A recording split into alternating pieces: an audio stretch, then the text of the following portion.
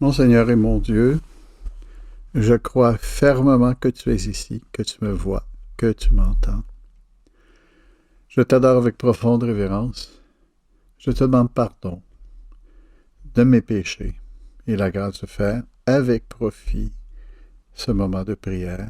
Ma mère Marie, Immaculée, Saint Joseph, mon Père, mon modèle, priez pour moi. Aujourd'hui, nous sommes invités par la première lecture à visiter Ninive. Le Seigneur avait donné une invitation à Jonas, une invitation à visiter Ninive. Ninive était assez profondément dans les terres, dans ce qui correspond aujourd'hui à Mossoul. Il devait se rendre là pour avertir les Assyriens. Enfin, c'était des Assyriens, donc des ennemis. Le chemin logique pour Jonas, c'était de prendre la route, probablement à pied pour un bout de temps, puis ensuite peut-être emprunter une caravane qui allait dans la direction de Babylone et qui continuait plus au nord pendant une journée ou deux de marche à Ninive. Évidemment, lorsque Jonas arrivera, on voit que le roi était présent. Bien. Jonas n'était pas du tout intéressé à aller là parce que c'était des ennemis. Et qu'en plus, loin d'avoir l'esprit universel, il maudissait ses ennemis. Donc, aller leur dire que il fallait qu'ils se pressent à écouter la parole du Seigneur pour éviter que Ninive soit détruite, c'était pas tout à fait son histoire, sa coupe de thé, comme on dit en anglais. Mais il dit non, Seigneur, je me sens pas capable. Il dit pas comme ça, mais il agit en conséquence. Au lieu d'entreprendre un grand voyage à travers les terres, en rentrant en Syrie, dans le pays ennemi, en passant par Babylone, montant plus au sud, au nord, il décide de prendre un bateau à Tel Aviv actuel, donc Jopé, hein, et de s'en aller à Tarsis. Hein. Tarsis, c'est un pays puissant où il y avait une liaison maritime. On se dispute sur le lieu. Ça pourrait être en Afrique. Ça pourrait être au sud de la Turquie actuelle. Bon, ou tout le moins, oui, près de la mer Méditerranée. Ou même à la bouche du Guadalquivir. Hein. Il y a un endroit qui avait été colonisé par les Phéniciens bien avant, qui s'appelait Tarcisius, hein, en latin en tout cas. Et on pense que c'était une de ces options. C'est pas important. Le point, c'est qu'il s'éloignait de ce lieu. Il s'éloignait. Donc, c'est plus probable qu'il s'en allait soit en Afrique du Nord ou au sud de l'Espagne. Parce que l'autre endroit, il aurait pu communiquer plus facilement. Et on sait qu'il fuyait. Tant et si bien que lorsqu'il est sur un bateau, le Seigneur veut avoir le dernier mot et il y a une tempête qu'on n'en a jamais vue et il est rejeté à la mer hein, et envalé par une baleine. Et pendant 3 jours, il survit en mer et réussit à se retrouver dans un endroit où il comprend que le Seigneur lui a donné sa liberté pour pouvoir annoncer comme il lui avait demandé. Il le force à aller à Ninive, et là, il ne met plus d'objection. Il se rend à pied, un voyage très long, hein, dépendant de l'endroit où il est allé écoper, certainement pas à Tarsis même, parce qu'il ne s'est pas rendu là, mais plutôt à un autre endroit, probablement près de la côte de la Méditerranée, à l'est complètement. Et donc, il entreprend le voyage qui va l'amener à Ninive. Et c'est un coin où il y a beaucoup de tremblements de terre. Hein. On sait, il y a plusieurs fois Ninive a été rebâtie à cause des tremblements de terre. C'est pas loin de la Turquie, c'est l'Irak. Et arrivé à Ninive, Jonas s'approche et il dit à tout le monde, encore 40 jours et Ninive sera détruite. Malgré lui-même, il fait ce que le Seigneur lui demande parce qu'il voit que sinon il est comme condamné. C'est comme un sort. Alors, non, je vais le faire, je n'ai pas le choix.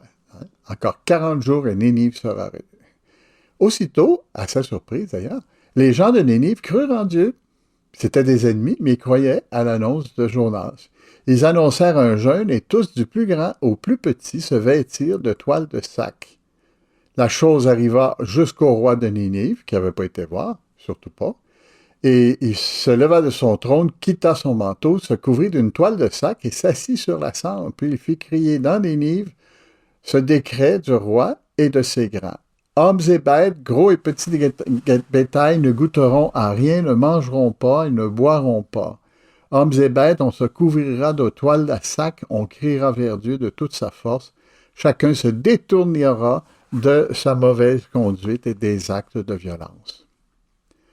Qui sait si Dieu ne se ravisera pas et ne se repentira pas, s'il ne reviendra pas de l'ardeur de sa colère. Et alors nous ne périrons pas. À la grande surprise de Jonas, ces gens-là se convertissent. Il y a toute une série d'éléments là-dedans, on pourrait parler pendant une demi-heure. Mais disons que, premièrement, il n'était pas très, très, très heureux même du résultat de sa prédication parce qu'il ne voulait pas, dans le fond, que ses ennemis aient la vie sauve. Mais il se rend compte qu'ils vont avoir la vie sauve. Néanmoins, il s'installe près sur un monticule à l'extérieur de la ville pour voir ce qui va arriver, fâché contre Dieu parce qu'il sait qu'il va les épargner. Et finalement, il se rend à Dieu. Il dit non, ça n'a pas de sens. Bon, très bien. L'histoire ne dit pas ce qui est arrivé de Jonas après ça, parce que le livre de Jonas nous montre que Dieu lui explique que c'est en écoutant la parole de Dieu qu'on devient efficace et qu'on doit donner le salut à tout le monde, même si c'est des ennemis. Bon, ça c'est la morale de l'histoire. Comme je vous dis, le texte est plus ou moins, on ne sait pas exactement qu'est-ce qui est vraiment historique, qu'est-ce qui ne l'est pas, mais les vérités fondamentales sont historiques. Mais Jonas a existé et Jonas s'est allé à Ninive, ça c'est sûr. Et il a prêché et les gens se sont convertis. Est-ce que ça ne nous est pas arrivé d'avoir des fois, d'être dérangés par des espèces de cataclysmes? On dit, mais pourquoi ça m'arrive? Laissez-moi donc tranquille, je veux pas ça. Ou bien même, pire que ça, que le Seigneur permette qu'il nous arrive quelque chose qu'on ne désire pas. Hein? On est dans la force de la nature et puis, bon, on est paralysé à cause de quelque chose. On a eu un accident qu'on n'a même pas provoqué et on est alité pendant un certain temps. On subit les conséquences d'une perte d'emploi ou n'importe quoi qu'on peut imaginer du point de vue économique, social ou personnel. Et on dit, mais je veux pas ça. Puis on peut broyer du noir pendant longtemps. On peut se retrouver devant Dieu comme en train de réclamer nos droits. Mais Seigneur, je t'ai jamais rien demandé, j'ai jamais fait de mal, pourquoi ça m'arrive? Et le Seigneur a quelque chose en arrière, comme pour Jonas, il nous dit, écoute, passe à travers, offre les choses, sois généreux. J'ai un plan pour toi que tu comprendras plus tard, comme Jonas, suppose-t-on. Hein? Le fait est que on peut rester fâché toute notre vie. Donc, on connaît des gens qui ont été des fois tellement frustrés qu'ils sont restés frustrés toute leur vie et c'est pas une belle vie.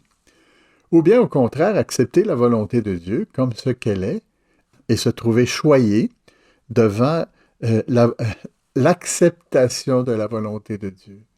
Si on accepte ce que tu nous promets, Seigneur, on est tellement heureux, tellement joyeux.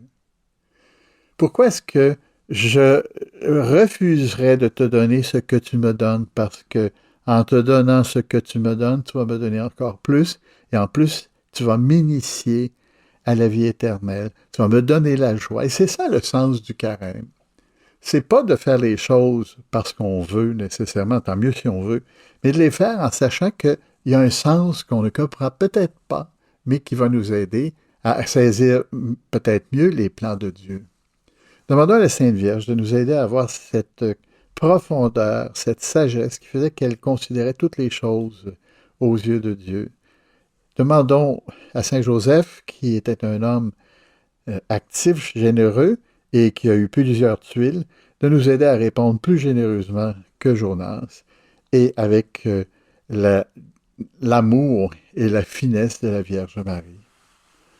Je te remercie, mon Dieu, des bonnes résolutions, des actes d'amour, des inspirations que tu m'as communiquées dans cette méditation. Je te demande de m'aider à les mettre en pratique. Ma Mère Immaculée, Saint Joseph, mon Père et Seigneur, mon ange gardien, intercédez pour moi.